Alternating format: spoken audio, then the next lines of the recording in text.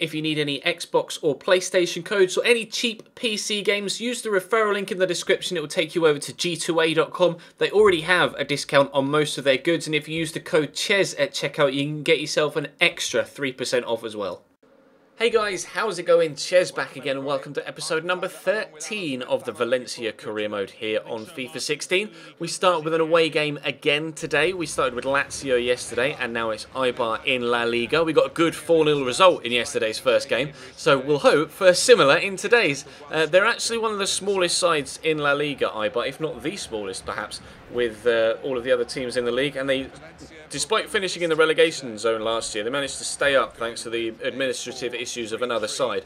So they should have been relegated, but they're still in La Liga, and they're quite strong at home despite being a weak side with barely any financial backing and, you know, in a small stadium with a small fan base, etc. They were able to beat Athletic Bilbao earlier on this season 2-0 at home in real life, and in this corresponding fixture in real life they actually got a 1-1 draw against Valencia, and they get themselves off to a great start here. 30 minutes in and they get themselves a 1-0 lead. We got picked off in the middle and then it was a quick string of 3 or 4 passes that ended up with the ball zigzagging in between defenders, and then a first time shot into the back of the net that was very well taken.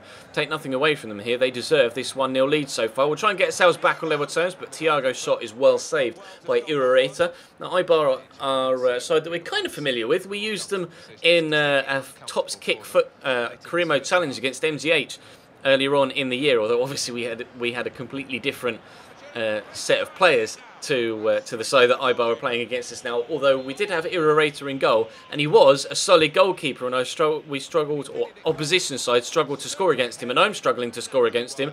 In this game so far, Paco Alcacer with a header. He's been in the goals recently, but not able to get us one back there at the end of the first half. They come close at the start of the second through Verdi, but his Rajan Angolan haircut can't help him get a Rajan Angolan long shot from the edge of the box into the top corner. It flew well high and wide. Mistake from the defender as well there, lets Rodrigo in. Nice turn inside, has the shot, is blocked, keeper dives out the way, and somehow Rodrigo isn't able to just run that into the back of the net. The defender gets there first, smashes it clear, and we get a shock 1-0 defeat away from home against Eibar. Didn't expect that, especially after getting such a remarkable victory yesterday against Barcelona. So I was really quite surprised that Eibar were able to perform like that against me. We come into the final game of the Champions League group stage and we're kind of in the balance. PSV have beaten us twice, so if they win their game against Lazio and finish level on points with us, because of the head-to-head record, they'll go through. So we do need at least a point here against Manchester City to guarantee ourselves progression through to the Champions League knockout stages. And we did beat City 1-0 at the Etihad, but that was, I have a funny feeling that was a freak result, and I was expecting City to really turn up here, and the way that we were quite poor against Eibar didn't necessarily fill me with confidence for this one either, especially considering we're having to play a bit of a weaker side because of the fixture congestion. Obviously I wanted to start my strongest possible side against Barca, so with the way that the fixture list fell, I've had to rotate the squad quite heavily over the past few games and few days, which meant that we had a weaker side here to play against Man City. Now Danilo has been fantastic for us this season in this rotation side. Scored 3 or 4 absolute belters from distance. Was trying to get him one there from outside the box. Negredo trying to get one inside the box, but a brilliant reaction save from Joe Hart stops us from taking the lead. It's still 0-0 after 20 minutes, but here's a counter-attack at pace from Manchester City. Sergio Aguero really fast.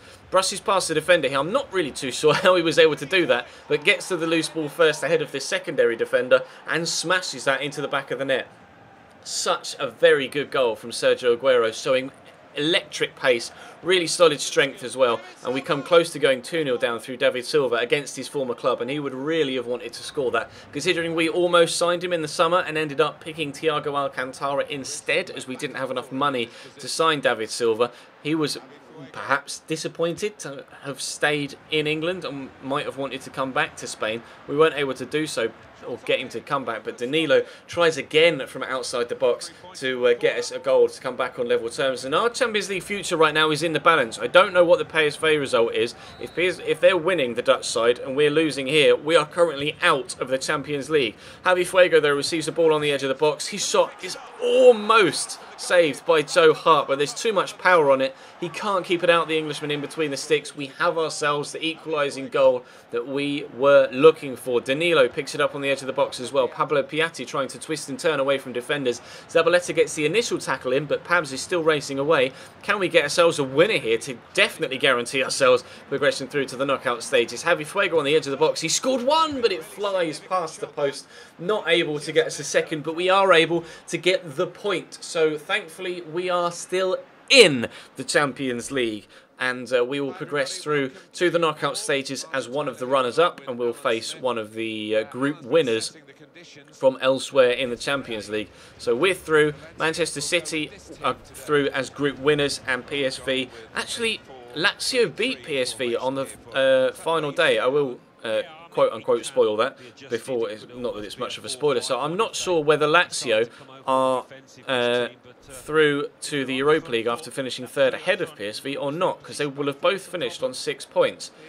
And PSV's 6 points came against me, so I think, I'm just thinking out loud here, I think Lazio are through to the Europa League at PSV's expense. We'll find out. I'll delete what I've currently recorded at the end of the episode for the league table, because I had it pre-recorded and didn't have a look at the Champions League group. I'll remove that because I haven't recorded ahead any further than today's episode. So I'll go and re-record looking at the groups, or looking at the tables, and we'll have a look and see what the actual Champions League group looked like, and have a look and see who we might potentially get in the knockout stages of the Champions League as well, because I am really intrigued now, because I haven't recorded any further ahead. Getafe, though, went 1-0 up here after only a handful of minutes, but we are able to get ourselves back into the game through Thiago. We mentioned yesterday he's really come of age so far in this series. Scored 2 against Barcelona, and he's gotten 1 here. Lovely ball through to him, and he just let rip. Absolutely fantastic strike from him. A lot of power behind it. Keeper was past him before he even started to dive. Rodrigo plays in Jose Gaia here down the left-hand side, up from left-back, turns inside the defender. Brilliant movement from Paco to just pull away and open up the opportunity for the left-back to bring it back to him, and that puts us 2-1 in front. So a turnaround here. We were 1-0 down after 4 minutes.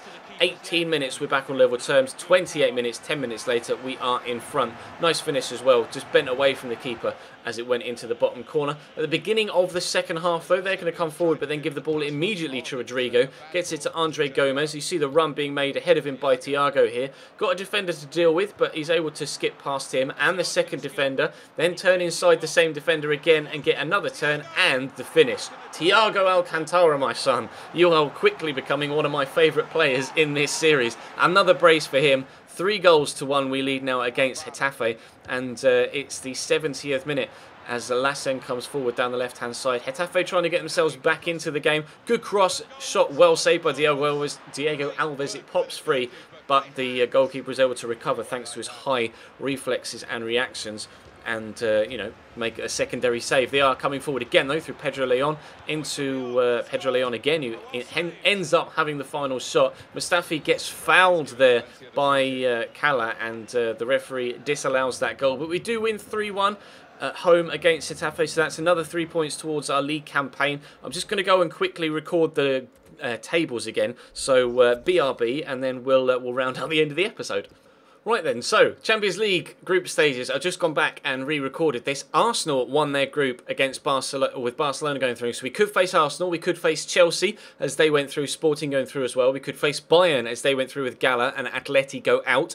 Juventus are another potential opposition. Wolfsburg go through, and Real Madrid go out. So both Madrid sides out of the Champions League. Manchester United are another potential opponent for us as we came second, and CSKA came second as well. PSG are top of their group, as are Lyon and Zenit go through in that one as well, and we are in Group 8, and it was Lazio that finished third ahead of PSV thanks to their final group stage game with a 3-2 win. So Lazio go through to the Europa League, and we go through to the knockout stages, and PSV go out in the last game. No European football left for them this season, but Real Madrid were 6th yesterday at the end of the episode, and now they're 2nd. They're on a real run of form.